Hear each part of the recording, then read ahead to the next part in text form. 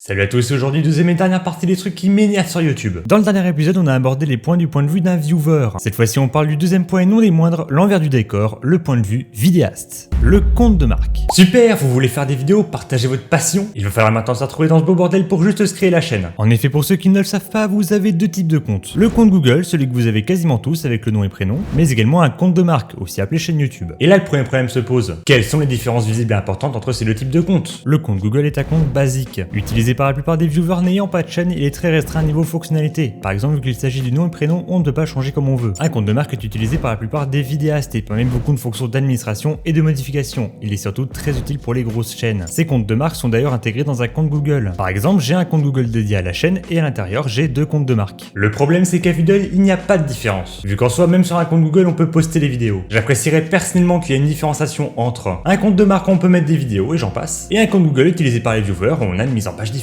Avec les abonnements, les vidéos likées, les commentaires postés avec une possibilité de masquage. L'URL personnalisée, obtenable à partir de 100 abonnés, elle n'est pas modifiable et elle n'est pas affichée par défaut quand vous vous rendez sur une chaîne YouTube, sauf si celle-ci est présente depuis longtemps et est suffisamment connue. On se retrouve avec FPS Cop Gameplays qui est en fait la chaîne d'Amixem. Le Creator Studio. Je pense que vous me connaissez maintenant. J'en ai beaucoup parlé notamment dans mes vidéos sur Windows, mais je ne supporte pas les interfaces pas cohérentes. Alors il était obligé que je vous parle du Creator Studio, je vais aller très vite. Pourquoi n'y a-t-il pas de mode sombre sauf pour les lives? Pourquoi une autre interface pour les lives? Pourquoi je n'ai pas accès aux autres catégories depuis les lives? Et pourquoi les paramètres sont tantôt en haut à droite et tantôt en bas à gauche? C'est bien beau de changer l'interface, mais si c'est pour ne même pas se mettre d'accord sur l'agencement. Les commissions.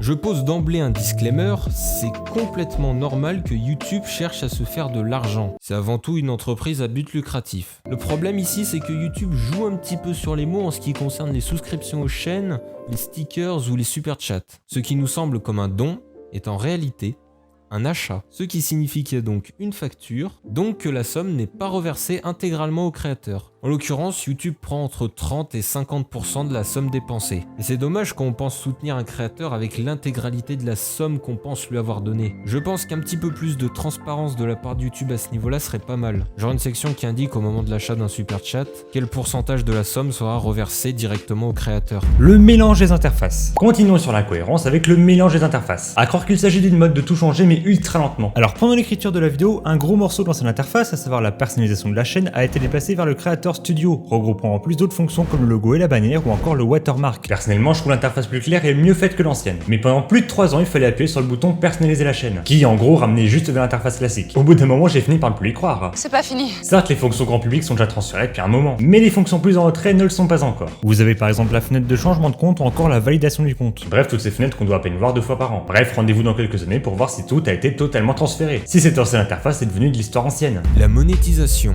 Vous n'êtes pas sans savoir que désormais il faut avoir 1000 abonnés et 4000 heures de visionnage pour pouvoir être éligible à la monétisation.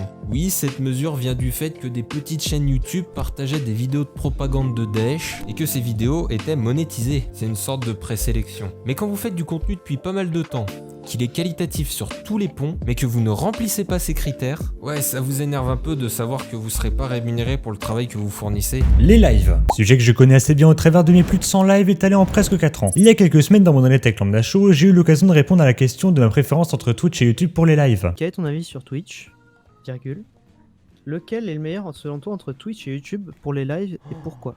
Oh putain.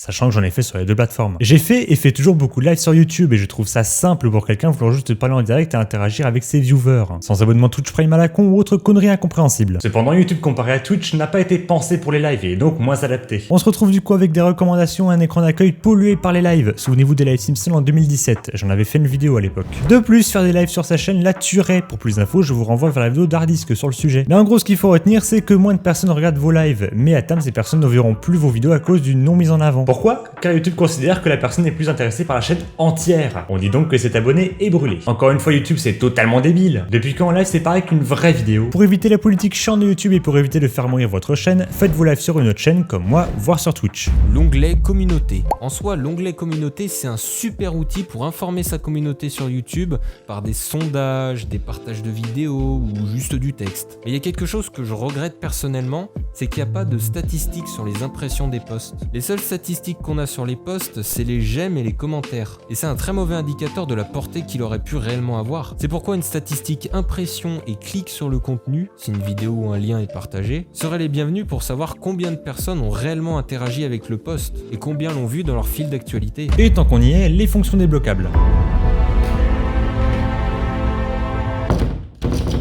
Désolé, vous n'avez pas 1000 abonnés. Oh putain.